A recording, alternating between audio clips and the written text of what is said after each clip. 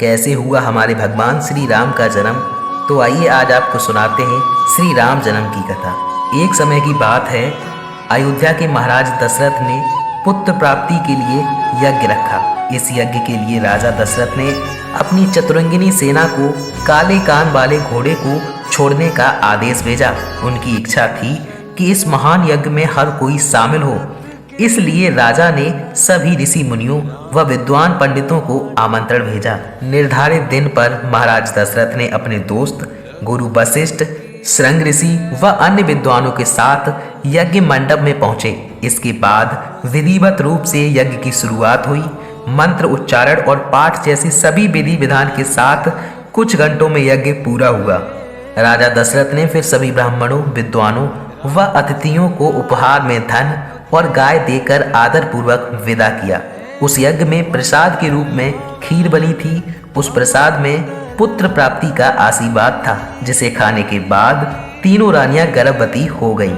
कुछ समय बाद चैत्र माह में शुक्ल पक्ष की 9वीं तिथि के दिन राजा दशरथ की पहली पत्नी यानी रानी कौशल्या ने एक बच्चे को जन्म दिया।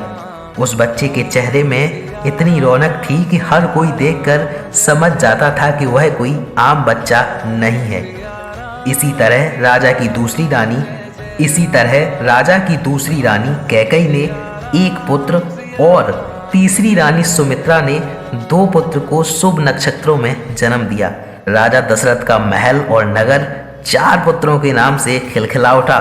चारों तरफ आनंद और जश्न का माहौल था। पूरी प्रजा खुशी से गा व झूम रही थी। इस खुशी को देखकर देवता भी फूलों की वर्षा करने लगे। इस जश्न में शामिल होने के लिए कई ब्राह्मण भी पहुंचे और राजा दशरथ ने अपने बेटों को आशीर्वाद दिया। खुशी से झूम रहे राजा दशरथ ने ब्राह्मणों को खूब दान दिया।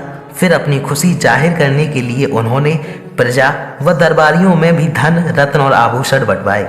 समय आने पर सबकी मौजूदगी में चारों बालकों का नामकरण भी किया गया। महर्षि वशिष्ठ ने उनका नाम रामचंद्र, भरत, लक्ष्मण और शत्रुघ्न रखा। वक्त बीतता गया और धीरे धीरे ये चारों बालक बड़े हुए। इन चारों में राम अपने तेजस्वी गुणों के कारण प्रजा को अधिक प्रिय लगने लगे। अपनी प्रतिभा के चलते वो कम उम्र में ही सभी विषयों में महारत हासिल कर चुके थे। राम में सभी गुण थे, चाहे शास्त्र चलाने की बात हो या हाथी व घोड़े की सवारी, हर चीज में वो अव्वल थे। साथ ही वो माता पिता व गुरुओं का भी खूब सम्मान करते थे।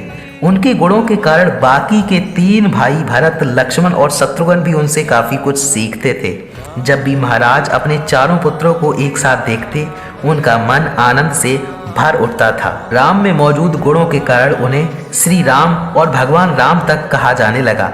आगे चलकर राम के जीवन पर 2 पवित्र ग्रंथ लिखे गए, रामचरितमानस और रामायण।